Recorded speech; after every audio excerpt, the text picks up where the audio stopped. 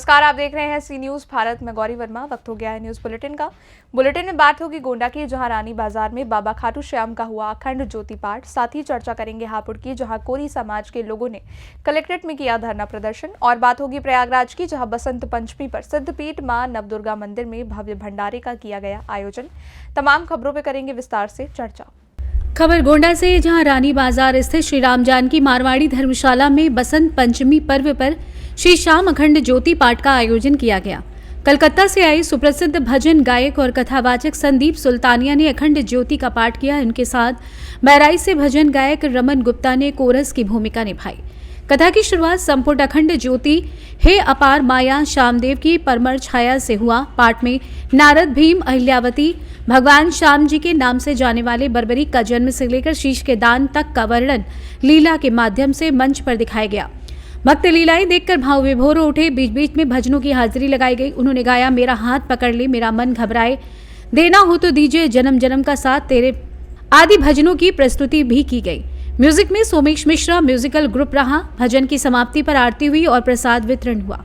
इस दौरान नंद कुमार अग्रवाल, श्रवण अग्रवाल, महेश अग्रवाल, नीलम अग्रवाल, संगीता अग्रवाल, श्रुति अग्रवाल, अनिल लाट, गुंजन लाट, मोहन अग्रवाल, राधा अग्रवाल, आमोद पोद्दार, उमा पोद्दार, सजन कुमार, मीना अग्रवाल, तुषार टेकड़ीवाल, तनु टेकड़ीवाल, संतोष अग्रवाल, ज्योति अग्रवाल, रिंकी अग्रवाल, माया अग्रवाल, राजेश अग्रवाल सहित अन्य लोग मौजूद रहे।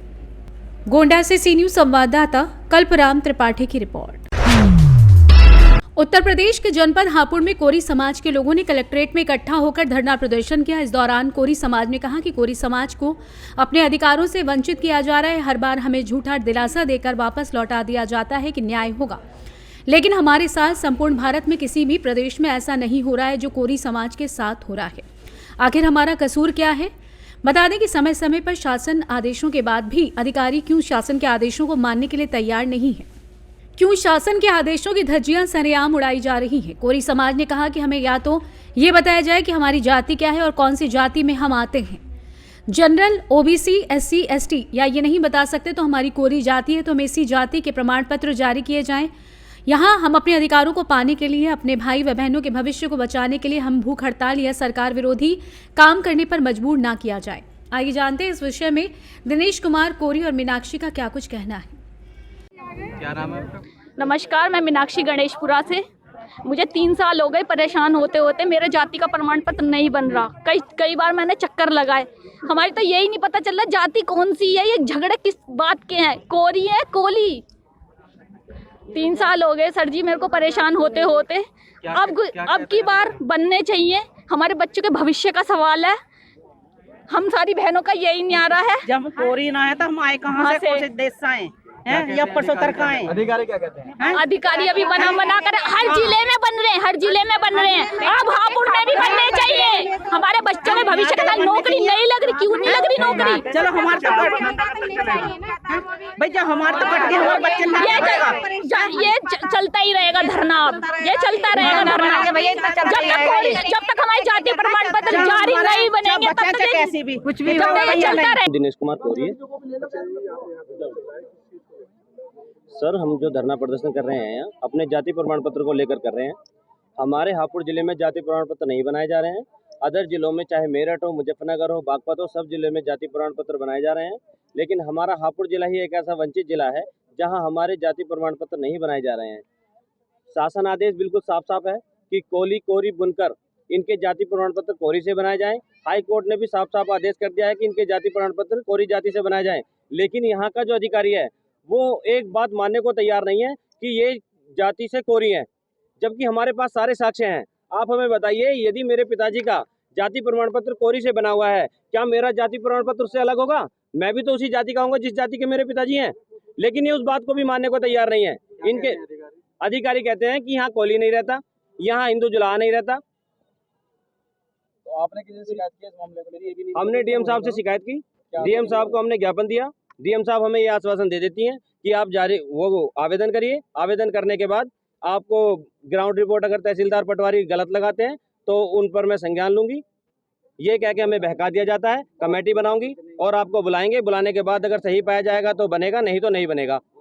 जबकि हम इनसे बार बार ये कहते हैं कि हमें तहसीलदार साहब के सामने बिठाइए, पटवारी जी के सामने बिठाइए। अगर हम गलत पाए जाते हैं तो हमारे सजा के लिए निरस्त करे जाएं, और अगर हम सही पाए जाते हैं तो हमारे सजा के लिए और जाति की तरह बनाए जाएं। लेकिन ये बात मानने को भी तैयार नहीं है। तो अब आपकी क्या मांगे हैं? हमारी मांगे ये हैं, और जाति की तरह हमारे जाति प्रमाण पत्र हापुड़ जिले में कोरी जाति से बनाए जाएं और सदा के लिए बनाए जाएं, कभी रुके ना। जब भी आवेदन करें, जब भी जाति प्रमाण पत्र बनाए जाएं। आपका धरना कब तक चलेगा? धरना हमारा अनिश्चित काल तक है। हमारा रात दिन धरना चलेगा, और जब तक हमारी सारी मांगे पूरी नहीं हो जाती, जब तक हम यहाँ से नहीं उठेंगे। हमें भूख हड़ताल करनी पड़ी, और यहाँ तक भी अगर हमारी जाति नहीं बताई गई तो हमें धर्म परिवर्तन भी करना पड़ा, तो हम ये कदम उठाएंगे। और आने वाले चुनाव में हम चुनाव का बहिष्कार करेंगे पूर्ण रूप से। हमारे हापुड़ जिले में 60,000 कोरी समाज रहता है। किसी भी विधानसभा के चुनाव को या किसी भी लोकसभा के चुनाव को बदलने की हिम्मत रखता है, लेकिन उसके बावजूद भी ना सरकार ना अधिकारी किसी पर जरा सी रत्ती भर जू नहीं चली है कि हमारे समाज के साथ अन्याय किया जाए। हापुड़ से सी न्यूज संवाददाता सुनील कुमार की रिपोर्ट। झांसी की कस्बा गुड़सराय थाना क्षेत्र में एक व्यक्ति ने साइकिल सवार वृद्ध पर लोहे की रॉड से हमला कर दिया, जिससे वृद्ध की मौके पर दर्दनाक मौत हो गई। घटना की सूचना मिलते ही पुलिस मौके पर पहुंची और घटना की जांच में जुटी है।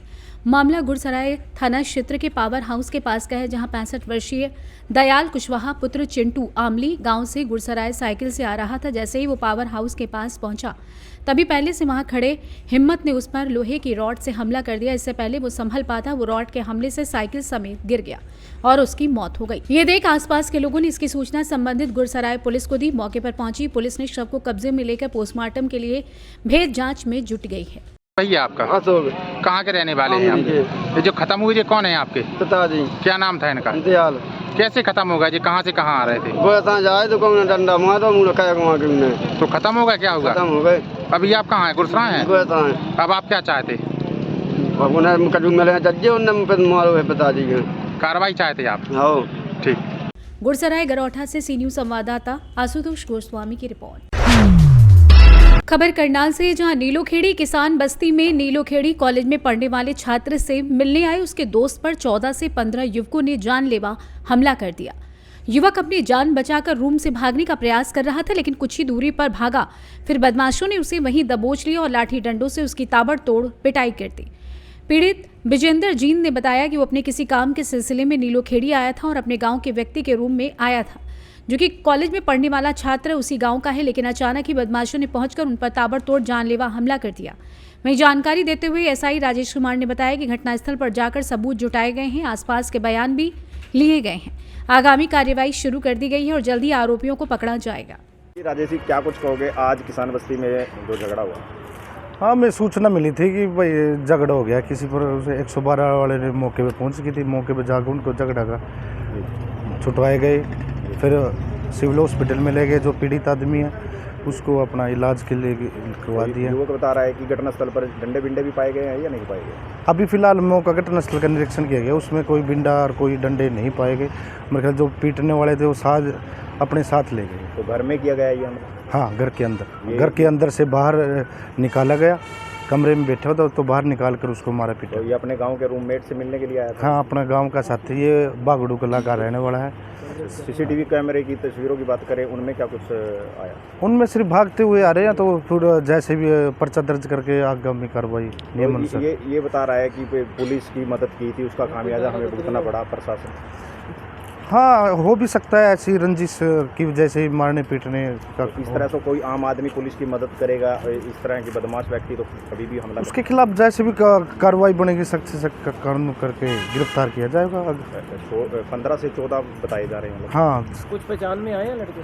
हाँ, कुछ हो के पहचान में आए हैं। जैसे भी होगा आगामी कार्रवाई। अभी तो दरखास्त आएगी, दरखास्त आने के बाद उसके बयान लिखा जाएगा या दरखास्त पे जो कार्रवाई बढ़ेगी कार्रवाई जल्द से। क्या कुछ विवाद हुआ आज किसान बस्ती में? कुछ नहीं भाई जी, मैं चंडीगढ़ जा रहा था। एक भाई यार नीलोखेड़ी कॉलेज में पढ़े, उसके पास में डट गया और फिर वो दूसरा रूम पर ले गया। एक यार दोस्त का दौर है, और 15-20 बालक आए, आंधे बिंदे मारने लग गए। पैसे ले रहा था मैं 30,000 रुपये, वहाँ ले गए। अरे क्या नाम सर पाट दिया उन्होंने। मैं फिर कपड़े चेंज करके बाहर। कितने लोग? 15-20 जने थे भाई साहब। और विवाद पहले क्या हुआ था आपके? विवाद कुछ नहीं था भाई जी, कॉलेज में प्रशासन वाले का 2 जने मायने लग रहा था। 2 मुलाजिम भी हाँ, मन छुटवा दिया भाई जी। वो नु कहो तेरे के जीजे लाग गए थे, उतना छुटवाए फलाना दकड़ा, ये बात थी भाई। मारते वक्त कह रहे थे ये बात? हाँ, ये बात थी भाई जी। बोले तने क्यों छुटवाया, तने माम क्यों पकड़े, बस यह बात थी भाई जी। तो आज आप क्या लेने के लिए आए? कॉलेज में पढ़ते हुए या फिर? बस वैसे काम आया था भाई जी, मतलब चंडीगढ़ जा रहा था, यहाँ ठहर गया वैसे। अच्छा, तो रूम पे ही हमला किया? हाँ, रूम पे जिस यार दोस्त के साथ जा रहा था नहीं मैं, वो अपने दोस्त के पास ले गया, उनने बुला लिया मैं, और फिर पिटाई होगी। तो हाथों में क्या कुछ थे उनके बिंडे थे भाई। अच्छा, कोई किसी का ले रहा था, कोई वैसे ले रहा था। जानलेवा हमला किया? हाँ भाई। तो जान माल का पूरा खतरा है? बिल्कुल। तो प्रशासन से क्या कुछ अपील करना चाहोगे? प्रशासन से जी भाई साहब यही रिक्वेस्ट है, जिनने के बाबत मैंने तो कराया था, ये वो कदम नहीं उठाऊंगे तो क्या वो है, मैं तो क्या इसको ये सोचेंगे भाई साहब। ये पुलिस का खामियाजा भुगतना पड़ा? हाँ, यही तो बात हो रही है। उन्हीं की बात मैंने तो छटवाए थे, झगड़ा हो रहा था, बस इसी बात को उनने मेरे मारे हैं। तो बीते दिनों की थी मदद जो पुलिस की? हाँ जी, 2 महीने पहले की बात है। तो लड़कों का कैसे पता लगा भाई वही लड़के थे ये सरदार वगैरह? जानते हैं हाँ जी, उन्हें मैं पहले से कल मैंने छटवाया नहीं था झगड़ा में जी। अच्छा। उसने तो मैंने पहचानू मैं। आप पहचान लोगे उनको? हाँ, पहचान लेंगे। बिल्कुल वही लड़के थे? बिल्कुल वही। पर कोई नकाब वगैरह भी नहीं? ना जी, कोई नकाब नहीं था, बिल्कुल वही थे। हथियार वगैरह कोई पिस्टल वगैरह? पिस्टल तो नहीं जी, 2-3 राड ले रहे थे और वो तलवार से ले रहे थे वैसे। आपका कोई नुकसान जी 30,000 रुपये ले जा रहे हुए हैं, और बस ये चोट पेट मार गए बस।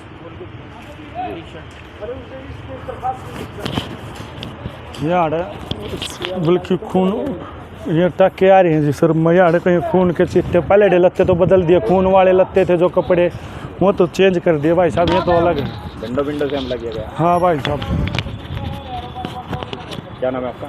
विजेंद्र है जी। कहाँ के रहने वाले हो? जींद के रहने वाले। तो आपके गांव का व्यक्ति रहता है यहाँ? हाँ जी, मेरे गांव का व्यक्ति रहता है यार दोस्त। हाँ, उसके पास ठहर गया जी यार, ये कहानी होगी मेरे साथ। करनाल से सी न्यूज़ संवाददाता बिंदर शर्मा की रिपोर्ट। खबर प्रयागराज से, जहां बसंत पंचमी पर अग्रसेन चौराहा स्थित सिद्ध पीठ मां नवदुर्गा मंदिर भव्य भंडारे का आयोजन मंदिर भक्त समाज के द्वारा आयोजित करवाया गया, जिसमें सुबह से ही 7 अलग अलग प्रकार के भोजन से माता को भोग लगाया गया, जिसमें सुबह खिचड़ी, दोपहर में पकौड़ी, शाम को कचौड़ी सब्जी एवं कई अन्य तरह के व्यंजनों से मां नवदुर्गा की आराधना की गई। मंदिर भक्त समाज 0 रोड के भक्तों ने बताया कि हर वर्ष की भांति इस वर्ष भी दिव्य एवं भव्य भंडारा किया जा रहा है और होता रहेगा। वहीं माता रानी की कृपा सभी भक्तों पर बनी रहे और माता रानी ऐसे ही कृपा बरसाती रहे। प्रयागराज से सी न्यूज़ संवाददाता आयुष श्रीवास्तव की रिपोर्ट। फिलहाल के लिए बुलेटिन में बस इतना ही। देश और दुनिया की बड़ी खबरों के लिए आप देखते रहिए सी न्यूज़ भारत।